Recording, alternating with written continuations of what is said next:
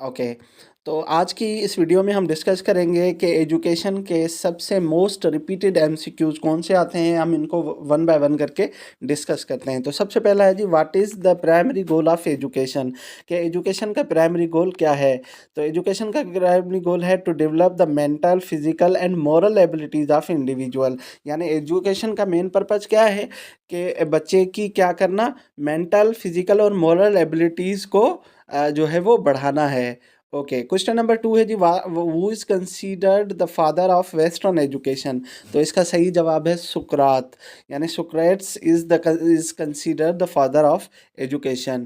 Question number 3 है, what is the term for the process of learning through experience.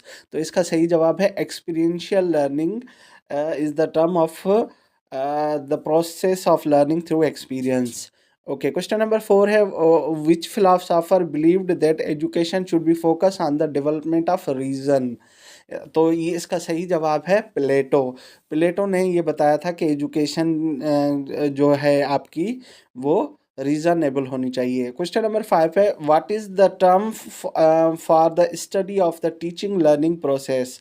तो teaching और learning process के लिए कौन सी टर्म यूज़ की जाती है। तो इसको कहते हैं हम पेडागोजी। ओके, क्वेश्चन नंबर 6 है, who is known for the theory of multiple intelligence. तो ये थ्योरी ऑफ मल्टीपल इंटेलिजेंस किसने दी थी। तो उसका नाम था हावर्ड गार्डनर ने दी थी theory of multiple intelligence. Okay, question number 7 है जी, what is the primary function of education in society. तो सोसाइटी में जो एजुकेशन का प्राइमरी फंक्शन है वो है सोशलाइजेशन। ठीक है, और उसके बाद है question number 8, which educational philosopher emphasised the importance of hands on learning.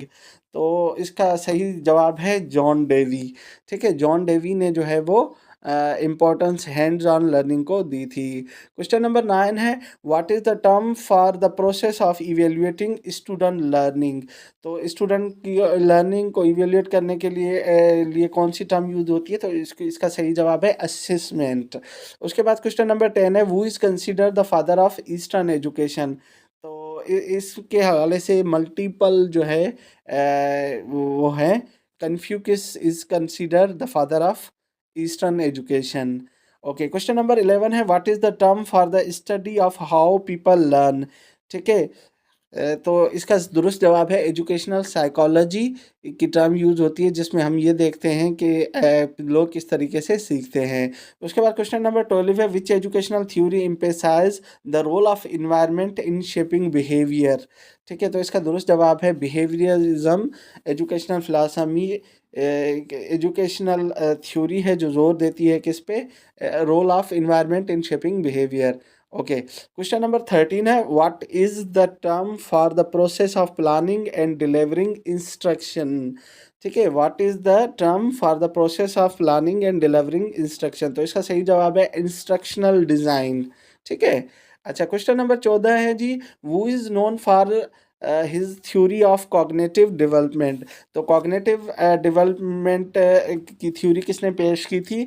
ये जेन पियाजे ने, और ये जीन पियाजे की बहुत मशहूर थ्योरी है।